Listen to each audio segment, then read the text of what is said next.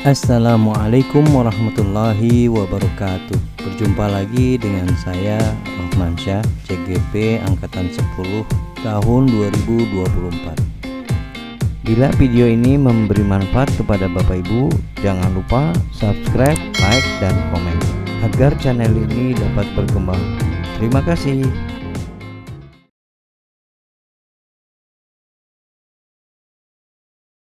Assalamualaikum warahmatullahi wabarakatuh.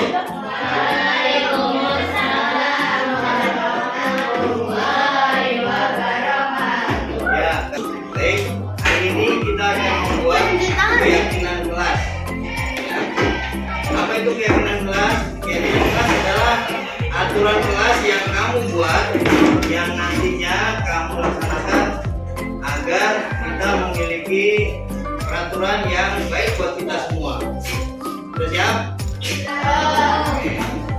Nah, kita mulai dari mengumpulkan apa saja ide-ide kamu. Dulu kamu pernah sempat membuat aturan kan? Pernah? Pernah nggak? Oke.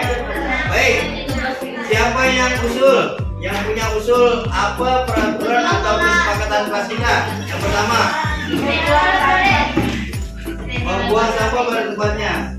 Setuju membuang sampah pada tempatnya? Ya, Pak tolong tuliskan. Nomor 1.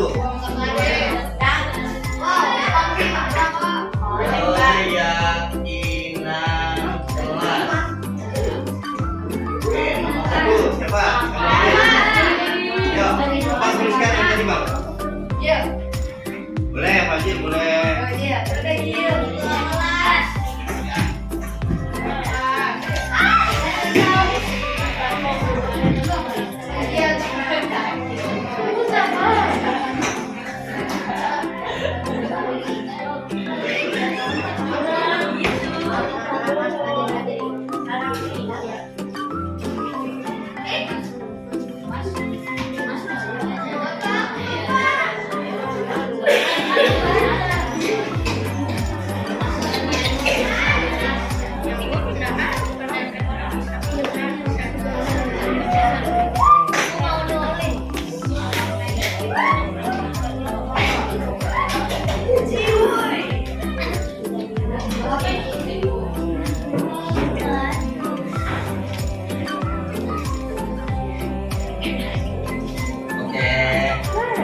Sepakat ya kita ya. Yang kedua, siapa yang maju?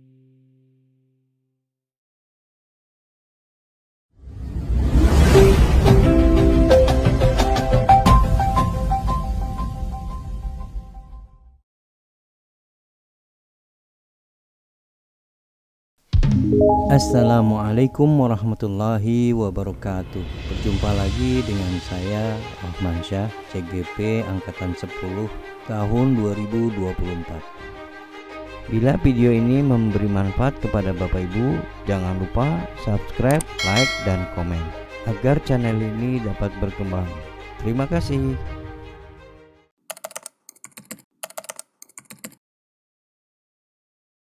Baik, bismillahirrahmanirrahim. Assalamualaikum warahmatullahi wabarakatuh. Waalaikumsalam warahmatullahi wabarakatuh. Alhamdulillahirabbil alamin. Kita bersyukur kepada Allah Subhanahu wa taala serta bersalawat kepada Nabi kita Nabi Muhammad sallallahu alaihi wasallam beserta keluarga, sahabat dan kita semua yang terus istiqomah di jalan Allah Subhanahu wa taala.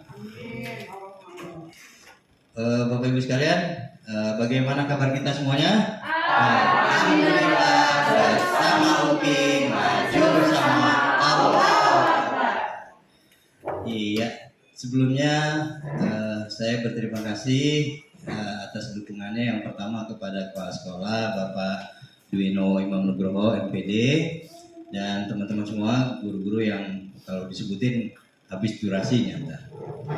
Ya, yang jelas kehadiran teman-teman semua membanggakan kita semua ya. Dalam hal ini teman-teman ingin budaya positif ada di sekolah kita. Oleh sebab itu nanti silahkan boleh bertanya sepuas-puasnya. Kalau saya bisa jawab insya Allah, kalau enggak mari sama-sama kita diskusikan. Gitu. Nah teman-teman semua, sebelum kita mulai ada susunan acara yang saya buat. Yang pertama adalah pembukaan, yang kedua ice breaking, yang ketiga sepatah kata dari Bapak Kepesek, kemudian kita buat sedikit kesepakatan kelas, kemudian diskusi mengenai budaya sekolah, dan terakhir adalah penutup. Mudah-mudahan selesai dalam waktu kurang 1 jam ya, mudah-mudahan. Baik,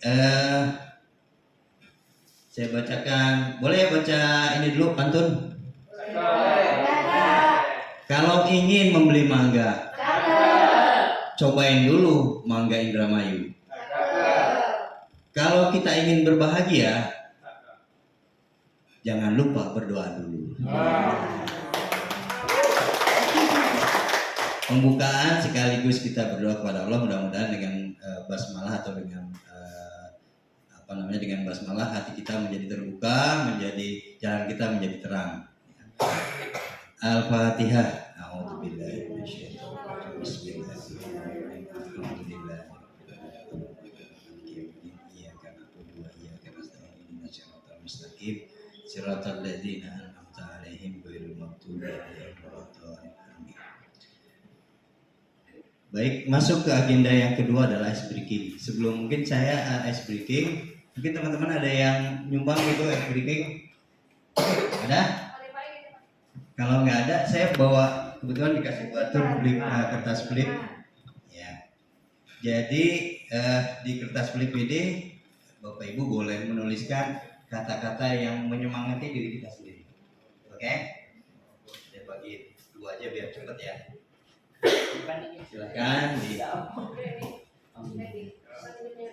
Silakan tulis 1 kata aja yang menyemangati diri kita. 1 kata. 1 kata. Ya, boleh.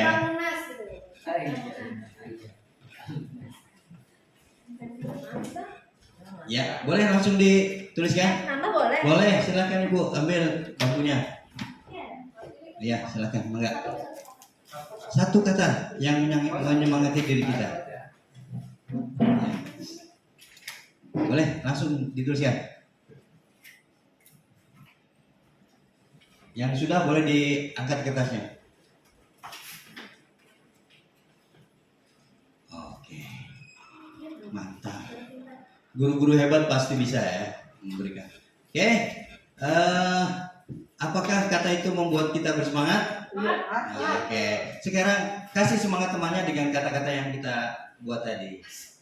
Ya, doakan teman kita supaya semangat. Bacakan kepada temannya. Ya. Gembira. Iya, boleh temannya. Iya.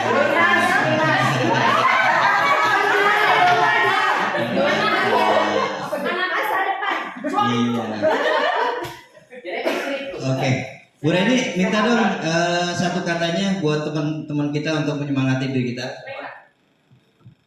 Ya teman-teman semuanya, ceria, ceria, ceria. Sekarang saya tanya tentang filosofisnya Bu Reni memberi kata semangatnya dengan ceria. Oke, kehidupan itu penuh dengan tantangan Bapak. Jadi kita harus menghadapi tantangan itu dengan penuh ceria. Jadi hati kita selalu bahagia dimanapun kita berada. Ceria. Selanjutnya Papa ini yang luar biasa ya. Ya baik, mungkin saya bisa mewakili dari teman-teman semua. Mungkin ya, walaupun tidak semuanya seperti ini. Filosofinya adalah saya yakin setiap orang pasti punya ini gitu ya. Makanya biasanya kalau kita dengar atau melihat tulisan seperti ini, insya Allah hutang-hutang kita bisa lunas dan itu akan membuat kita bahagia.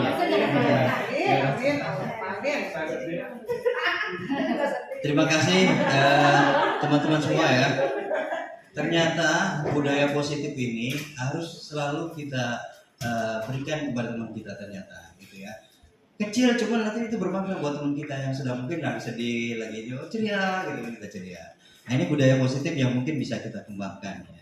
Ini merupakan sebuah kebiasaan-kebiasaan yang mungkin tanpa kita sadari ternyata malah membuat teman kita bersemangat. Ya. Nah ini budaya yang mungkin harus kita lakukan. Nah setelah ice breaking ini ya kegiatan selanjutnya atau acara selanjutnya adalah sepatah kata dari Bapak Kepala Sekolah. Mari kita dengarkan bersama ya.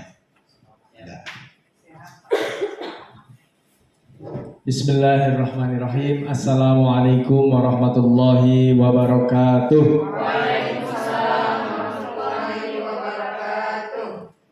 Alhamdulillahirabbil alamin wassalatu wassalamu ala asyrofil anbiya'i wal mursalin wa ala alihi wa sahbihi ajma'in amma ba'du. Yang saya hormati rekan-rekan para guru-guru hebat yang mengikuti kegiatan diseminasi CGP, dan wabil khusus kepada Bapak CGP kita, Bapak Rohmansyah SPD. Alhamdulillah hari ini hari yang berbahagia, tentunya kita semuanya bisa berkumpul untuk mengikuti kegiatan diseminasi ini dalam rangka kita berpartisipasi untuk kesuksesan program calon guru penggerak. Dan tidak sekedar itu, insya Allah kehadiran kita di sini juga akan mendapatkan ilmu, ya kita sharing bersama. Dan yang kedua kalinya tentu kita bersyukur kepada Allah karena Bapak Rohmansyah SPD ini adalah guru yang ketiga ya di SDIT Ummul Qura ini sebagai CGP. Alhamdulillah 2 orang guru kita sudah menjadi GP, sudah menjadi guru penggerak. Insya Allah nanti segera disusul on the road gitu ya, Pak Ocha dan ada guru insya Allah. Jadi kita bersyukur karena hari ini kita bisa memenuhi undangan beliau, dan kita berharap kegiatan diseminasi ini memberikan manfaat yang luar biasa buat kita yang hadir di sini. Dan terlebih dari itu, harapan dari kegiatan diseminasi ini juga selain CGP yang mencoba mengimplementasikan ya materi-materi dalam program guru penggerak ini, juga kita ya guru-guru yang mengikuti kegiatan diseminasi ini yang kemudian kita sudah tahu ilmunya ya, itu kita juga bisa mempraktekkan dalam keseharian kita sebagai pendidik di SDIT Ummul Qura Depok ini. Jadi sekali lagi saya ucapkan selamat kepada Pak Ocha dan juga Bapak Ibu guru semuanya yang ikut hadir pada kesempatan pagi hari ini. Semoga nanti kita juga bisa mengikuti diseminasi berikutnya dari materi-materi CGP yang diikuti oleh Bapak Rohmansyah SPD. Sekali lagi selamat dan sukses Pak Ocha. Moga-moga lancar ya, ini diseminasi yang pertama. Nanti kita akan support terus untuk bisa lanjut pada diseminasi berikutnya, dan moga lancar ya sampai tuntas pendidikan calon guru penggerak. Amin ya rabbal alamin. Demikian yang bisa saya sampaikan, dan semoga Bapak Ibu guru yang lain juga nantinya secara bergantian barangkali ya Pak Oca bisa menjadi peserta diseminasi ini. Demikian, billahi taufik wal hidayah. Assalamualaikum warahmatullahi wabarakatuh. Saya ucapkan terima kasih kepada Bapak Kepala Sekolah yang sudah memotivasi saya selalu ya. Beliau ini luar biasa ya. Ketika saya down beliau semangat baca gitu ya. Mudah-mudahan kita semua juga menjadi guru penggerak ya. Karena kalau saya lihat dimensinya sudah berbeda dengan guru biasa ya, dalam artian bahwa kita guru CGP itu memiliki tugas untuk membawa teman-teman ini ke arah paradigma baru gitu, seperti itu ya. Terutama kata Bu Lasti itu kan kemarin menggaungkan merdeka ya. Nanti ada penjelasannya di sini merdeka. Nah teman-teman semua, materi berikutnya atau kegiatan berikutnya adalah kesepakatan kelas. Nah, ini saya bicara gini juga nanti mencontohkan teman-teman ketika di kelas gitu ya.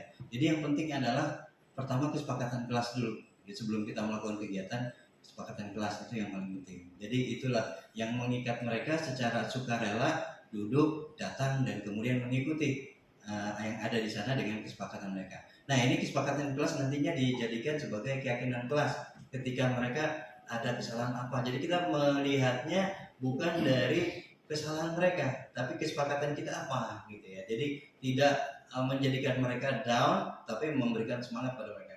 Apa kesepakatan yang kita buat gitu ya. Nah ini kesepakatan kelas kita, katakanlah yang sekarang ini apa kira-kira Bapak Ibu? Boleh makan? Boleh ya. Minum boleh? Iya. Kemudian apa lagi Bapak Ibu? Ini kan kita juga mengajarkan kepada tepat waktu. Yang kedua, enggak, silakan izin sebelum meninggalkan ya, boleh. Berikutnya aktif. Ya. Baik, ada lagi Bapak Ibu sebelum kita lanjutkan? Cukup ya? Oke. Jika bertanya angkat tangan, jika ada yang berbicara mungkin kita dengarkan begitu ya. Baik. Dan itu sudah berlaku secara umum. Nah, nanti kalau di anak-anak nanti kita lakukan adalah yang tadi kita sampaikan ditulis oleh mereka sendiri. Ya, di papan tuliskah atau di kertas-kertas yang sudah kita berikan untuk kemudian disepakati ya. Dan juga menggunakan kata-kata positif. Ya, tidak misalnya dilarang berbicara, apa kata positifnya? Ya, berbicara sopan misalnya dan seterusnya. Ini sudah kita lakukan Pak ternyata gitu kan. Ya, tinggal kita lanjutkan. Nah, jadi ada budaya yang memang harus dilanjutkan, ada yang perlu diperbaiki dan seterusnya. Baik, sebelum kita masuk ini paparan diskusi ya sekarang agendanya paparan diskusi. Kita akan diskusi aja.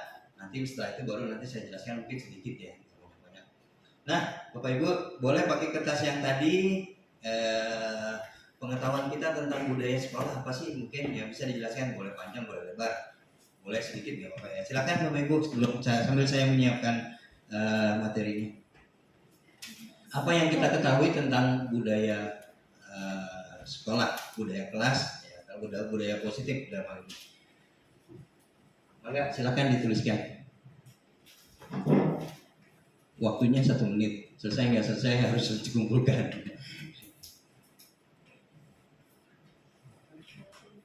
Ya, budaya positif yang kita ketahui aja.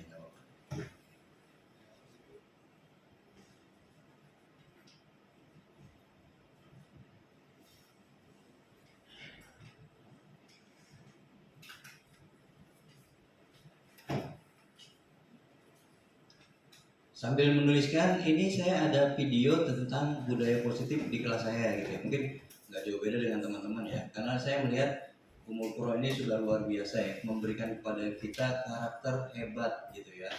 Dan yang kita berikan adalah menginspirasi anak-anak gitu. Sehingga ketika saya ditanya visinya seperti apa, visi dari guru penggerak, saya tetap konsisten dengan visi Umul Qura ya, SDIT itu ya.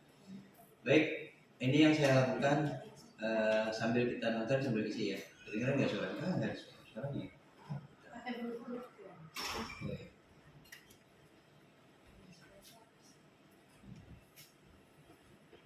Bentar saya setting dulu.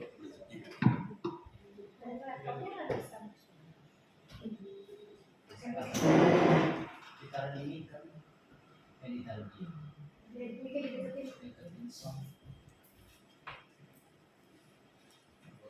coba. Saya cuma ngechat mode gitu. Mau dulu ya. Dia 500 juta. Bluetooth ini. Itu kan Bluetooth. Tulisan bututnya masa itu kan Iya, mangga silakan. Iya, sudah Bapak Ibu, budaya positif sudah dituliskan atau belum paham atau belum pernah dengar budaya positif? Yang sudah, coba katanya. Ibu sudah. Bu, boleh Bu, pengetahuan dasar Ibu tentang budaya positif itu apa sih? Iya, budaya positif yang perlu diterapkan di sekolah itu yang sangat mendasar adalah yang saya tahu itu 3S, perlu dibiasakan menyambut baik. Salam, sapa, dan senyum terhadap seluruh warga sekolah. Terima kasih Ibu. Tepuk tangan buat Bu Maya. Luar biasa. Ada lagi Bu, saya nggak nunjuk yang mau ya, silakan Pak Jem. Ini erat dengan budaya positif. Ya, kalau menurut saya sih yang masih perlu kita maksimalkan untuk budaya positif di sekolah kita itu yang pertama budaya antri ya. Itu masih anak-anak masih perlu ditingkatkan karena saat jajan di kantin, saat antri makan, nah ini masih ada beberapa siswa yang nggak sabaran gitu, jadi nggak bisa antri dengan baik. Kemudian yang kedua adalah budaya TA, taat aturan, ya. Nah, seperti contoh, sekolah sudah membuat jadwal penggunaan lapangan, tapi pada prakteknya itu rebutan gitu. Nah, itu kan ya itu nggak taat aturan. Seperti itu Pak Acak. Menurut saya yang perlu kita budaya positif seperti ini yang perlu kita kembangkan dan kita maksimalkan. Terima kasih Pak Jem atas masukannya. Ada lagi Bapak Ibu tentang budaya? Barangkali salah nggak apa-apa kita berbagi kalau dalam belajar kan salah nggak masalah ya. Yang paling penting adalah kalau kita mengajarkan kepada anak-anak materi yang salah nanti akan beranak pinak kesalahan itu akan berlanjut. Tapi karena kita belajar kan masih bisa diperbaiki. Ini Bluetoothnya nggak main ya, jadi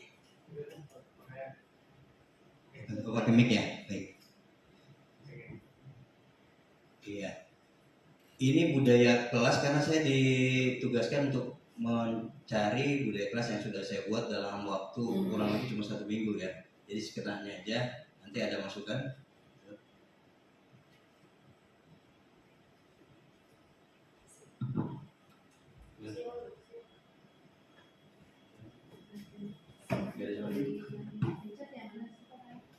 Oh, di sini sebenarnya. Ya, nggak apa-apa deh gambarnya aja ya. Jadi ini adalah keyakinan kelas yang tadi saya contohkan gitu ya kepada anak-anak. Anak-anak, mari kita buat kesepakatan kelas ya yang nanti akan mengatur kita semua. Nah, sebenarnya bukan kesepakatan, nantinya menjadi keyakinan ya dari aturan tadi. Suaranya tuh.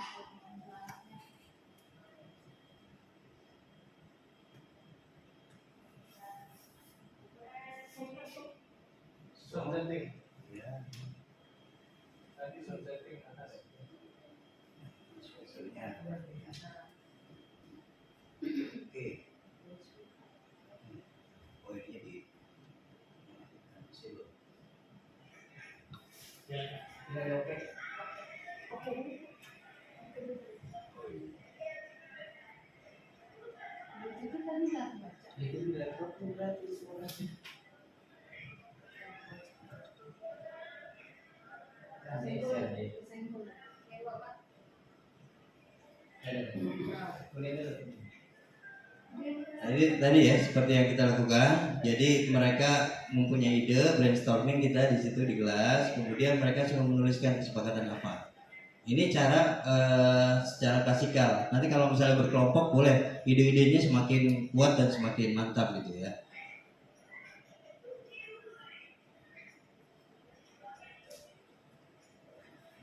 Saya cepat sedikit karena waktunya ini sebagai contoh aja ya. Nah ini yang kedua kesepakatan kelas. Kemudian mereka diskusikan, kemudian menuliskan di buku untuk dijadikan sebagai piagam keyakinan kelas gitu ya.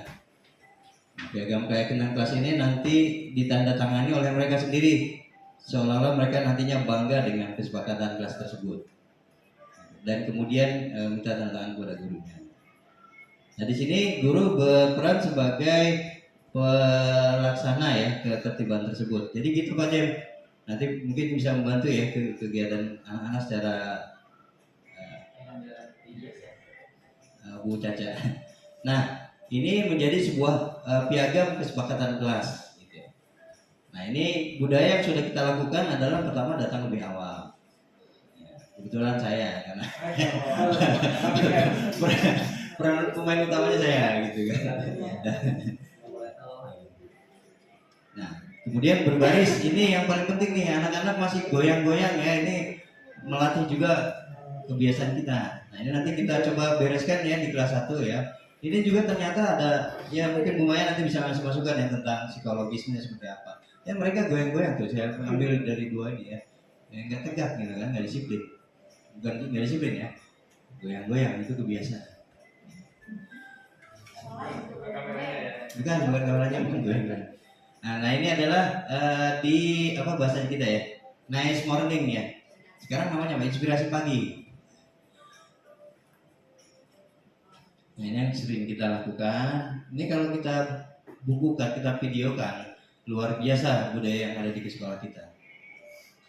Nah ini kemudian mereka hafal Quran, baca doa dan seterusnya. Bagaimana? Bagi film moral. Ya, karena saya yang ini jadi pemeran utamanya gak usah dilihatin ya. Nanti mengandung ini.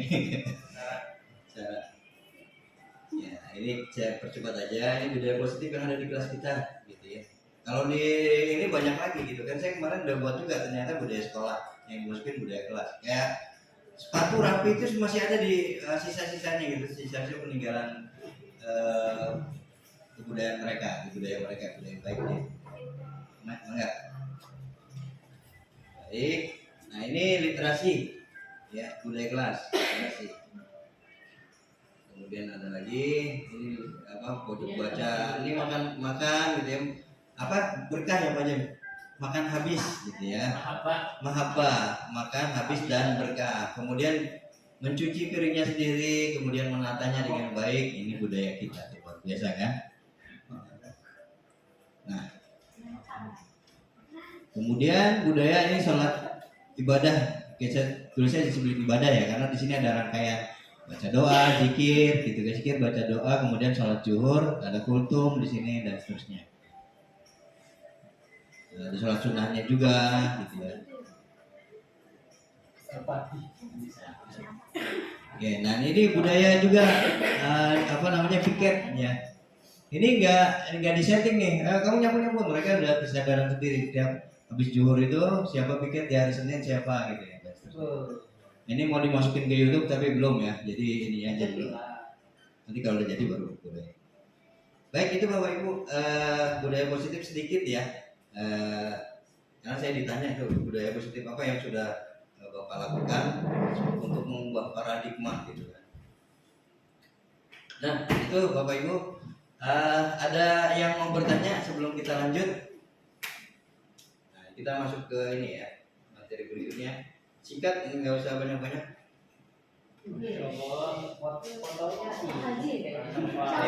Kalau ini yang motoin Pak Arifai nih. Ya, Bapak Ibu, ya, mewujudkan budaya positif di sekolah. Ya, ini adalah sebenarnya materi CGP yang mungkin saya bagikan gitu ya. Jadi di CGP itu ada namanya modul 1. Ini baru modul 1 nih. Modul 1 aja udah semangat gitu kan, apalagi modul berikutnya.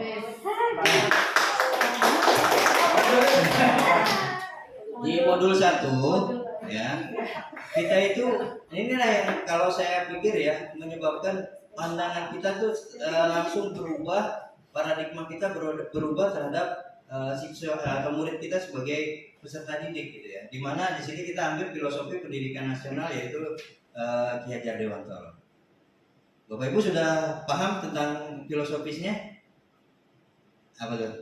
Belum ya? Nanti kita ya. Kemudian nilai dan peran guru penggerak nih saya seperti ini memberikan kepada Bapak Ibu sekalian dalam hal penggerak nanti dia jelasin lah ya.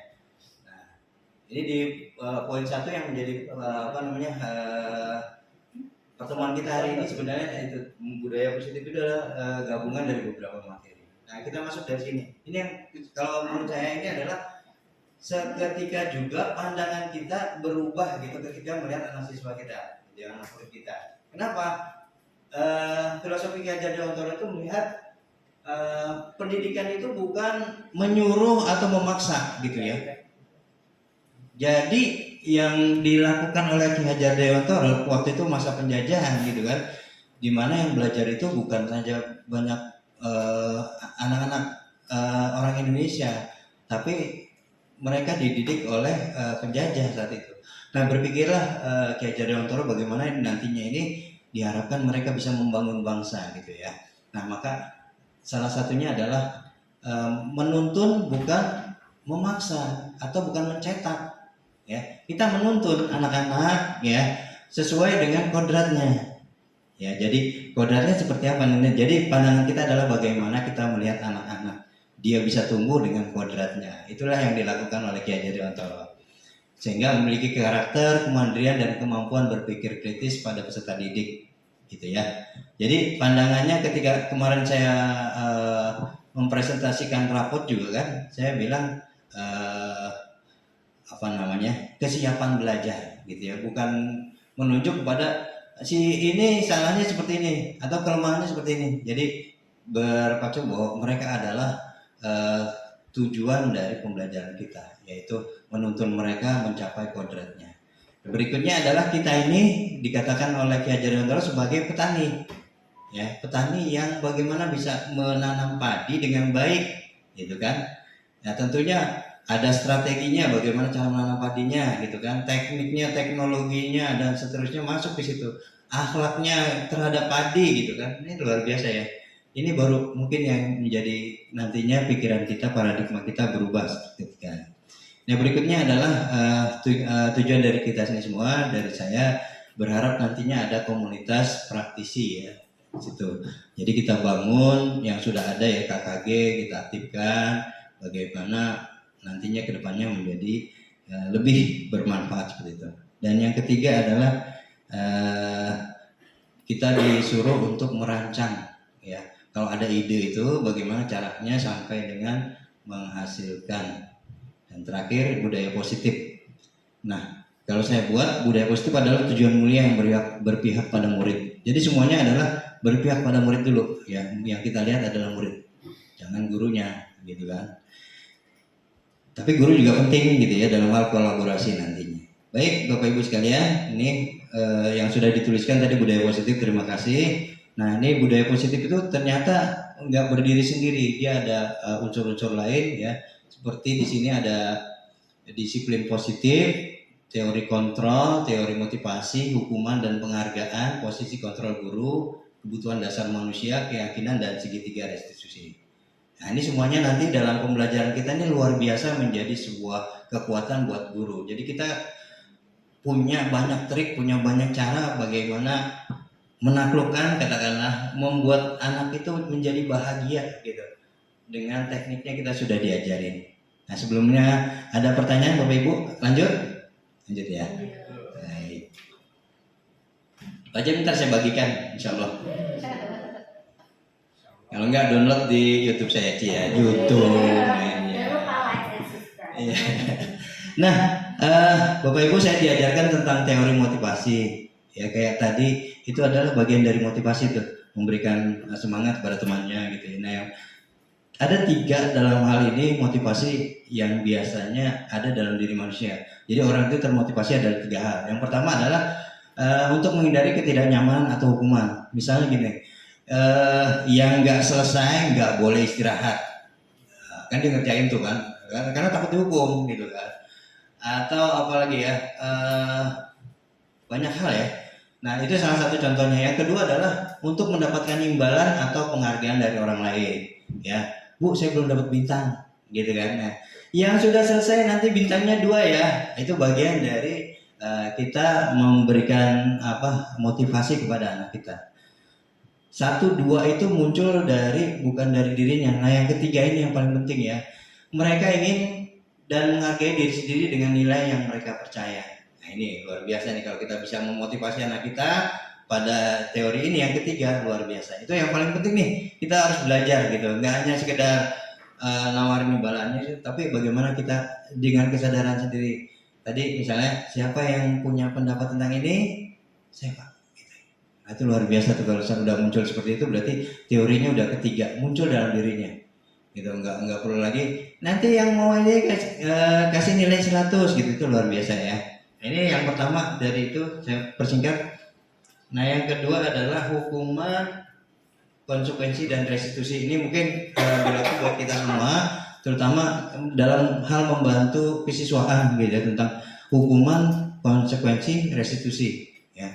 Hukuman itu biasanya kita gampang banget ngasih hukuman gitu kan, terlambat dikit, nah sini gitu kan, langsung kenapa kamu terlambat, alasan, kemudian ya udah push up dulu gitu kan. Nah itu untuk hukuman tuh, sehingga apa, dia merasa bersalah dan kemudian down dan seterusnya. Sering kita masih melakukan gitu kan, anak-anak gak sholat dengan baik, siapa yang gak sholat, maju gitu kan. Nah, itu luar biasa. Yang kedua adalah konsekuensi. Nah ini kalau konsekuensi itu udah kesepakatan dengan dia dengan kita gitu ya. Tadi kamu misalnya terlambat, konsekuensinya apa? Push up, ya harus push up gitu ya. Nah yang paling penting adalah yang ketiga, restitusi. Ini yang coba kita lakukan nanti setelah ini ya, restitusi. Dia ada namanya segitiga restitusi ya. Jadi ketika anak bersalah atau melakukan pelanggaran, kita melakukannya dengan segitiga restitusi gitu ya. Untuk sementara baru itu ya, nanti ada di sendiri ya. Berikutnya adalah 5 posisi kontrol. Nah ini guru berperan dalam hal ini dalam menegakkan sebuah disiplin atau budaya. Ada 5 hal. Yang pertama dia sebagai penghukum, kayak tadi datang terlambat, pokoknya terlambat, hukum. Nah, itu sebagai penghukum. Sehingga nanti yang di sini anak-anak tuh merasa dirinya itu luar biasa ya. Dia dimarah-marahin dan seterusnya sehingga ya saya dihukum gitu kan. Yang kedua adalah membuat merasa bersalah. Kamu gimana sih nanti saya dimarahin kepala sekolah, ya kan, biasanya gitu kan. Kalau kamu iya gara-gara kamu ini gitu kan, seolah-olah nah ya. Si anak merasa aduh maafin saya gitu kan, membuat merasa bersalah. Ini kadang-kadang kan kita lakukan gitu ya. Kenapa sih sayang kamu berbuat kayak gitu? Kan malu ayah ibu kamu gitu. Kamu udah kelas 5 misalnya kan gitu ya. Yang ketiga kita bertindak sebagai teman. Nah biasanya nih saya nih cuek gitu kan, mereka salah, kamu kenapa melakukan itu? Ya udah, yang penting jangan dilakukan lagi ya gitu kan. Teman gitu, friend. Ada baiknya juga, ada juga kadang-kadang masih jadi anaknya tuh kayak ngelunjak gitu ya. Udah ya, jadi nah setelah belajar ini kita punya teknik-teknik tuh Bapak Ibu ya, makanya luar biasa kalau ketika kita mungkin mengikuti hal ini ya. Yang keempat sebagai pemantau ya, saya pernah mendapatkan hal ini. Jadi pemantau itu saya cuma mantau doang. Ini nanti saya laporin Bu Novi ini biar dia apain ya gitu kan. Tapi pemantau di sini sebenarnya nanti melakukan yang terbaik untuk berikutnya. Saya cuma Bu Novi si ini tuh melakukan ini loh, dia nggak sopan sama guru ini misalnya. Oh oke, terima kasih laporannya. Jadi nanti Bu Novi yang berperan atau nanti butuh bantuan ini gitu dan seterusnya. Nah yang paling penting adalah ini manajer ya. Manajer itu dia bisa mengelola emosinya dia, emosi anaknya dan seterusnya sehingga menjadi satu kesatuan yang nantinya mereka dengan keyakinan kelas, oh ya saya merasa bersalah, Pak saya harus melakukan apa, yang kamu lakukan bagusnya seperti apa, mengembalikan kepada anaknya sehingga mereka tidak merasa dihukum di sini, tapi dengan kesadaran sendiri dia melakukan hal yang terbaik sebagai alternatif. Nah kita hanya mengarahkan saja tuh di posisi manajer ini. yang terbaik buat kamu menurut kamu itu apa? Nah, gitu ya. Nah, nanti ada filmnya mengenai hal ini, ya nanti saya tunjukkan berikutnya ya. Selanjutnya adalah kebutuhan dasar manusia. Nah, kebutuhan dasar manusia ini, jadi ketika kita melihat murid kita, sebelum menghukum itu kita harus tahu dulu dalam kondisi apa mereka gitu ya. Jadi nggak langsung dihukum gitu kan. Ternyata dia itu sedang membutuhkan sesuatu. Kadang-kadang kita lihat ya, kedewasaannya belum gitu. Kita udah menghukum dia dengan seolah-olah dia usianya tinggi gitu kan. Dihukum ternyata dia nggak ngerti apa-apa gitu kan. Nah, ini yang perlu kita kebutuhan bertahan hidup, kasih sayang, kemudian penguasaan. Ya misalnya ini ya, dia pengen menguasai lapangan gitu Pak Jam. Ini di sini nih Pak Jam. Kebutuhan dia ini gitu kan. Kemudian kebebasan akan pilihan. Dan yang terakhir adalah kesenangan ya. Ini kita lihat ya, dia butuh kasih sayang gitu kan. Ternyata selama ini kok kenapa sih dia mukul-mukul kepalanya gitu, ternyata nggak diperhatiin sama ibunya gitu kan, nggak dikasih makan dari pagi gitu kan. Nah itu yang harus kita baca, kebutuhannya apa sih sebenarnya gitu ya, baru bisa kita mengarahkan mereka. Nah berikutnya adalah keyakinan keras tadi udah ya munculnya dari situ, mungkin nggak usah di ini lagi biar cepat. Kemudian nah ini segitiga restitusi nih, jadi ini adalah tahapan dalam manajerial melihat sebuah kesalahan gitu ya. Yang pertama adalah menstabilkan identitas ya. Pertanyaannya adalah ketika kita melihat anak kita bersalah atau terlambat misalnya, jangan kita langsung hukum, kamu kenapa terlambat atau apa bahasanya, apa yang menyebabkan kamu terlambat gitu ya. Nah, ya di sini ada kata-katanya untuk kita menjadi seorang manajer gitu ketika menstabilkan identitas. Setiap orang pasti pernah melakukan kesalahan, ya. Bapak juga pernah terlambat, tapi sekarang kamu lihat misalnya seperti itu, menguatkan mereka gitu ya, menstabilkan identitasnya. Pertanyaan sebetulnya, kamu bukan satu-satunya yang pernah melakukan ini. Misalnya apa ya? Ini emang cuma kata-kata, nanti Bapak Ibu tentunya lebih cerdas dari ini semua ya, dan sudah pernah melakukan. Yang berikutnya adalah kedua, validasi tindakan yang salah. Ya kan dia udah salah nih, nah kan? Nah pertanyaannya adalah kamu tentu punya alasan mengapa melakukan itu. Jadi ketika misalnya dia mukul, lupa, saya tadi nggak sengaja mukul dia, saya emosi, saya pukul dia gitu kan? Ya berarti kamu melakukan mukul itu ketika kamu tidak emosi ya. Kalau kamu nggak emosi nggak mukul kan? Gitu kan. Nah itu bagian dari validasi tindakan yang salah, dia mengakui kesalahannya gitu kan, iya saya salah Pak gitu kan. Nah berikutnya adalah segitiga yang berikutnya adalah menanyakan keyakinan. Kalau kamu tadi memukul, berarti keyakinan kelas apa yang kamu langgar nak gitu kan. Nah, iya Pak, berarti saya tidak menyayangi teman, atau saya melihat bahwa kelas kita adalah semuanya berkeluarga, we are family, berarti saya tidak punya keluarga gitu kan misalnya. Nah segitiga ini diharapkan nantinya menyebabkan anak-anak itu tidak merasa bersalah, tapi dengan keyakinan dia melakukan terbaik setelah ini, begitu Pak Jam. Jadi diawali dengan itu rangkaian-rangkaian yang dia, dan ini tidak berdiri langsung gitu, tapi kita pantau sekian hari, sekian waktu, sekian pekan gitu, sehingga ada perubahan dalam dirinya, meyakini bahwa saya telah melakukan hal itu dan tidak mengulangi lagi. Jadi jangan dibuat kapok mulu gitu kan anak-anak. Ini terlambat dulu, kemarin udah 5, sekarang berarti 10 kelipatannya dan seterusnya. Ya kita lebih dewasa lagi nanti dalam hal ini. Baik, yang berikutnya disiplin positif tadi sudah ya sebagian kita berikan. Dan terakhir adalah teori kontrol ini ya. Tadi bagiannya adalah menstabilkan identitas, itu adalah fungsinya adalah kita semua akan melakukan hal terbaik yang bisa kita lakukan. Validasi tindakan, semua perilaku memiliki alasan gitu ya. Dan terakhir menanyakan keyakinan. Kita memiliki motivasi internal. Nah ini yang paling baik adalah ketika melakukan budaya positif itu tidak keluar dari katakanlah jati diri mereka sendiri. Kesadaran mereka itulah yang paling penting ya. Jadi tidak dipengaruhi oleh faktor eksternal. Gak enak sama Bu Prita misalnya. Bu Prita udah ngomong dulu, saya jadi malu sama Bu Prita. Tapi ketika dia nggak ada Bu Prita, ya dengan guru berikutnya, ya kan, bukan Bu Prita nih. Ya, jadi hal itu masih belum ketemu ya kebutuhan dia. Ini yang paling penting Bapak Ibu. Baik, itu tentang budaya positif sudah, insya Allah itu aja. Nah, perubahan paradigmanya tadi kan sudah kita jelaskan, sudah saya jelaskan. Mungkin Bapak Ibu bisa menuliskan lagi paradigma apa setelah saya jelaskan mengenai budaya positif ya. Ya, saya akan melakukan apa? Saya akan setelah saya paham ini saya akan melakukan apa? Dituliskan Bapak Ibu. Atau mau langsung biar waktunya selesai. Bu Ana? Saya melakukan saya setelah mengetahui ini saya akan melakukan apa? Baik, Bu Kerta. Terima kasih Pak Ocha atas kesempatannya. Terima kasih untuk ilmu barunya ya Pak. Ya, jadi pertanyaan apa yang akan saya lakukan ya Pak? Ya, jadi insya Allah setelah saya tahu banyak dari Bapak, untuk menghindari benar-benar menghilangkan, mengancam ya.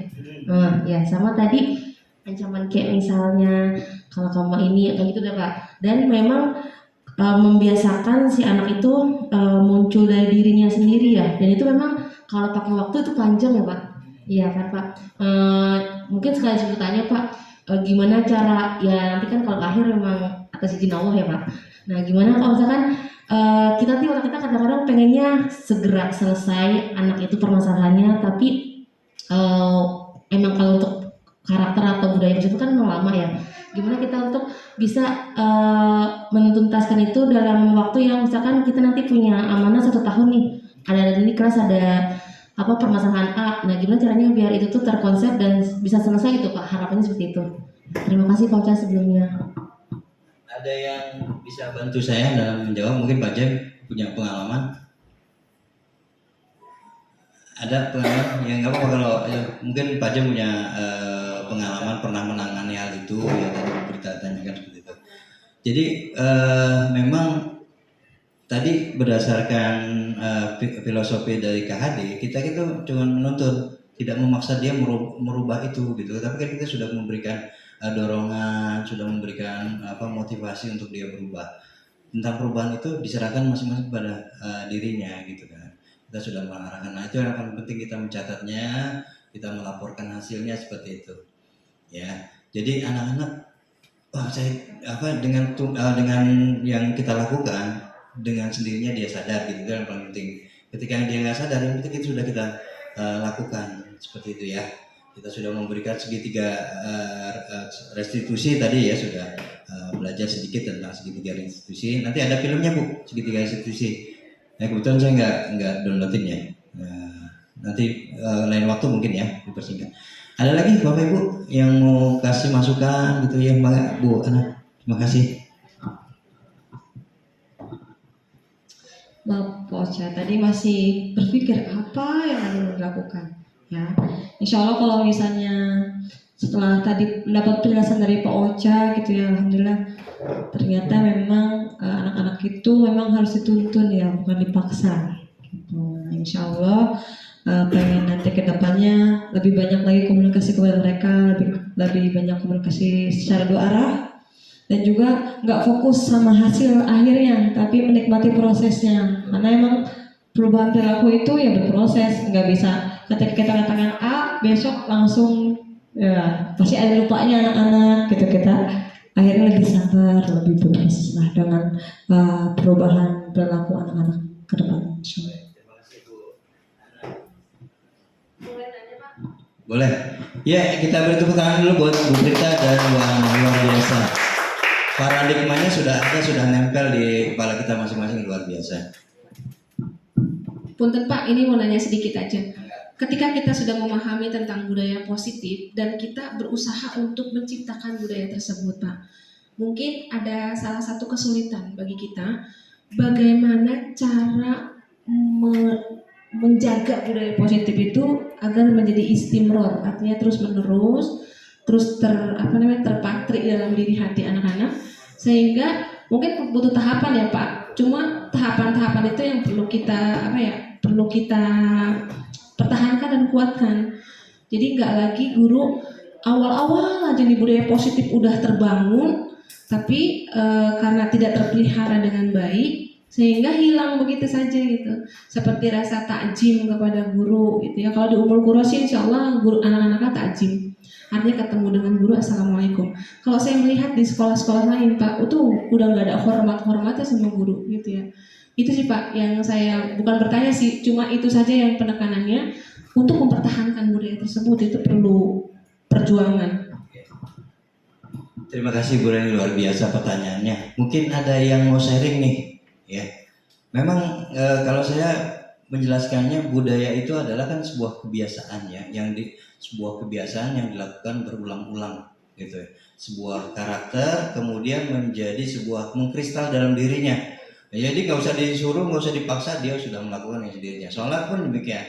Nah, memang menjaga disiplin budaya itu yang memang harus kita lakukan. Tadi kan sudah ada nih kelas 1 nanti Bu Lisda mungkin sudah menerapkan tentang budaya kelas. Kemudian kelas 2, nah nanti menjadi sebuah kekuatan yang luar biasa tuh, menjadi budaya sekolah yang sama ragamnya gitu kan.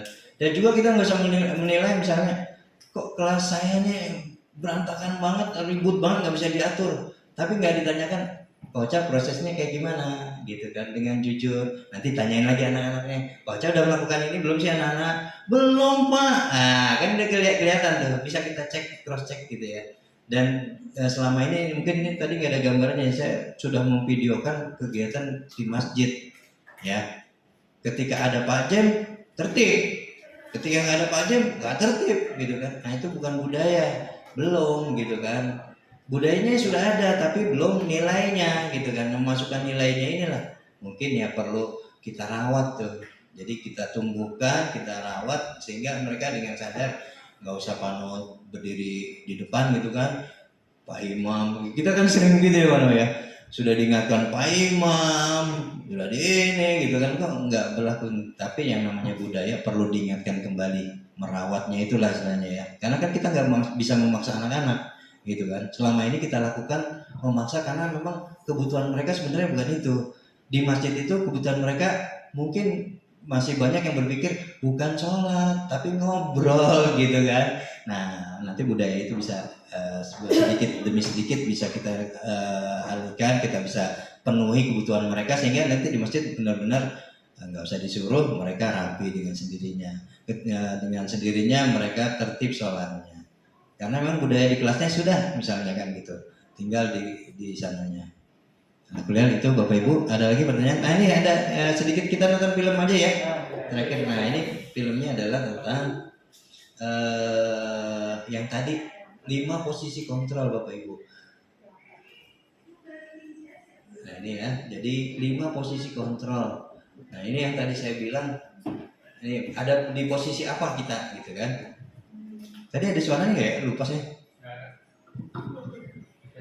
Oh iya.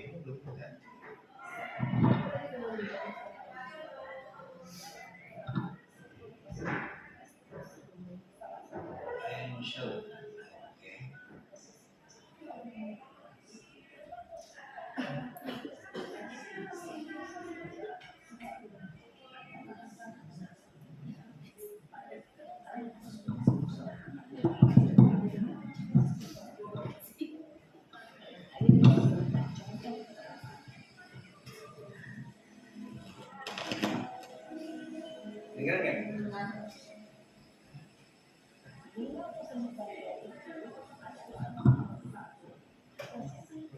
Oh di sini.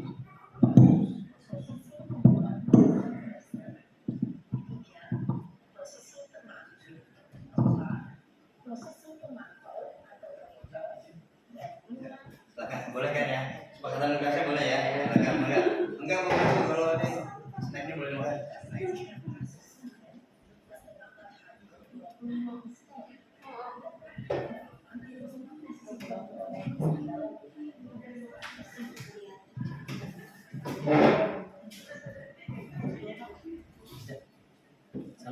Ya Bu.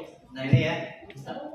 Jadi kasusnya sama. Ini ada anak terlambat 15 menit atau 10 menit ya, 20 menit kalau nggak. Bentar.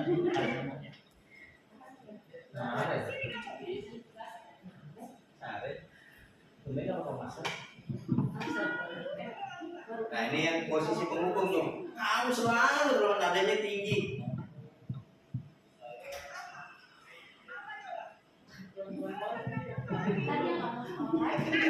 posisinya kayak mati.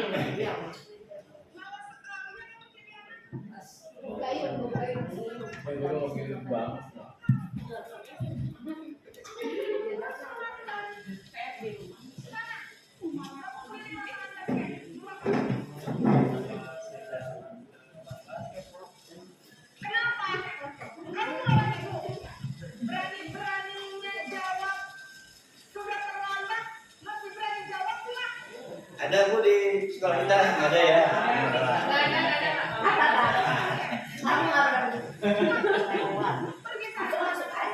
Kalau meminta gimana meminta? Enggak, tawain aja. Dibayar di mana? Nah, ini ciri-cirinya ya, menghardik, menunjuk-nunjuk, berkata pinggang. Nah, kalau misalnya kita, kayaknya nggak ada ya kita yang berkata pinggang itu kan kamu ada.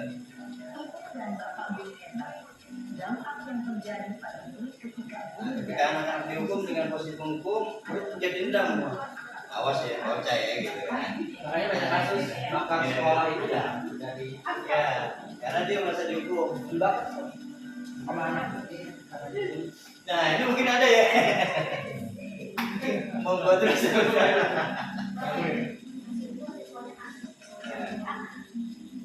Ini diambilnya pada saat pandemi, jadi nadanya begitu sama.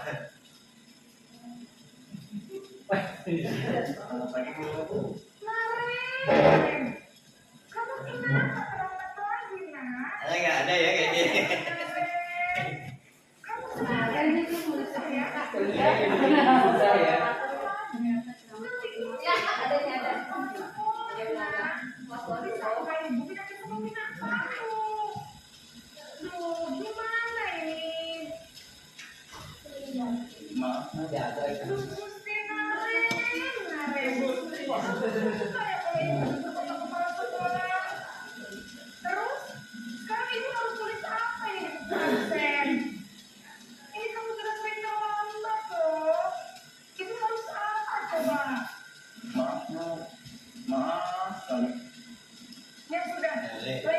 Merasa bersalah anaknya. Nggak actingnya bagus.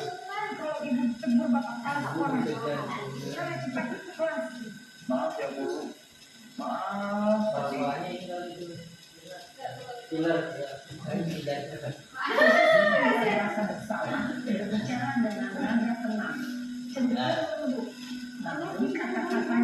Suara cenderung lembut, tenang, namun kata-katanya menyalahkan murid. Muridnya disalah-salahin. Dan tidak sanggup membahagiakan orang lain. Ketika guru mengambil posisi pembuat rasa bersalah, murid akan menganggap dirinya yang bersalah dan ia akan menyimpan emosi negatif tersebut di dalam dirinya.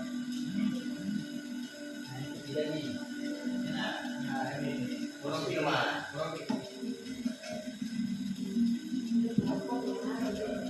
Kayaknya gue banget ya kalau posisi depan ya.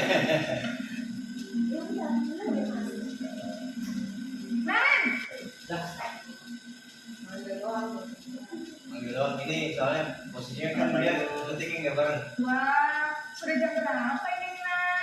Udah lagi ya, sayang. Iya Bu, habis suami saya membangunkan saya Bu. Kamu malah menyalahkan ibu kamu. Kamu bukannya anak yang larinya paling kencang. Kok terlambat sih? Iya Bu, saya memang terlambat bangun tadi. Jadi biarpun saya lari kencang, tetap banyak kejar Bu. Ya sudah nanti lain kali larinya lebih kencang lagi. Biar gak terlambat lagi. Bikin terlambat bisa kan? Bisa Bu. Ya sudah sana masuk kelas. Ibu beresin urusan absen kamu. Kamu ini ada-ada saja.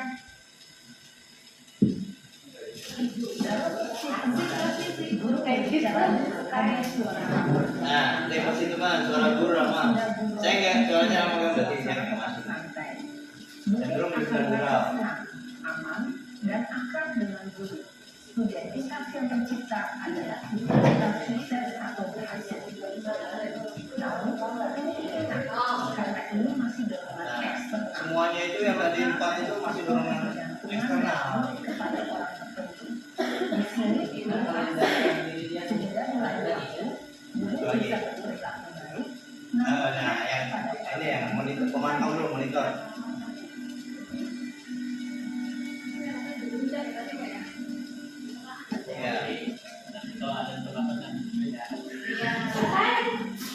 Jadi dia masuk main udah sampai kelas 2 dari iya udah pada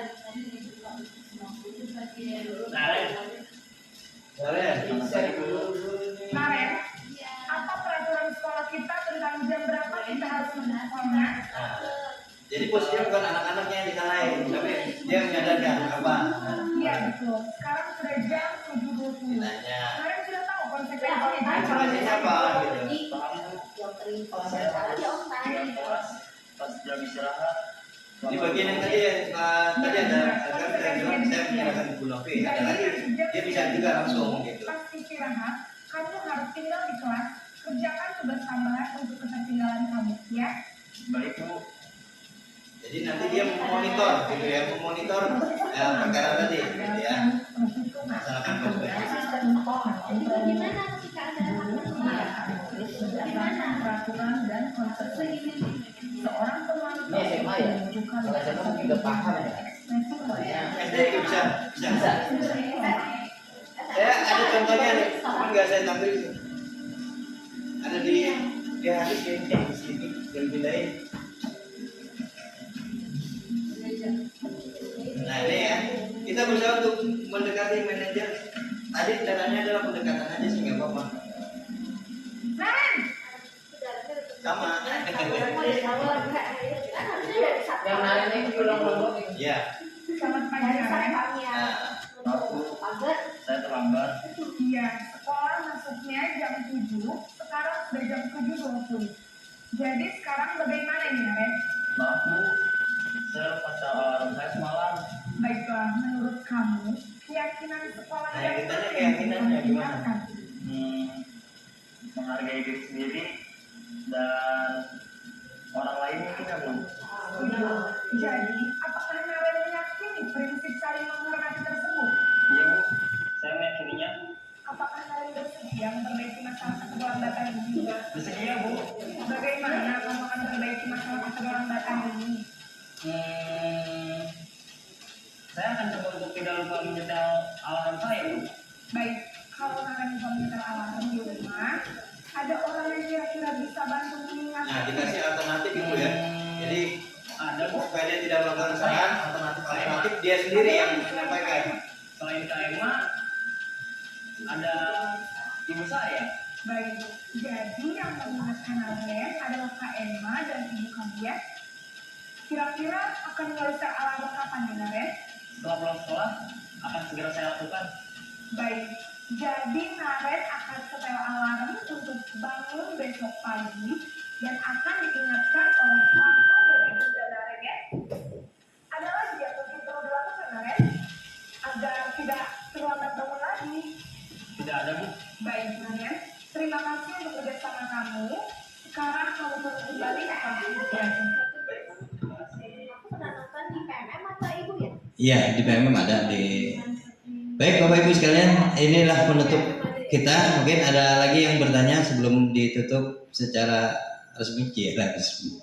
Ada Ulisda? Oh, ngantuk. Ada. Jadi dihukum, Pak. Jadi ini nggak dihukum.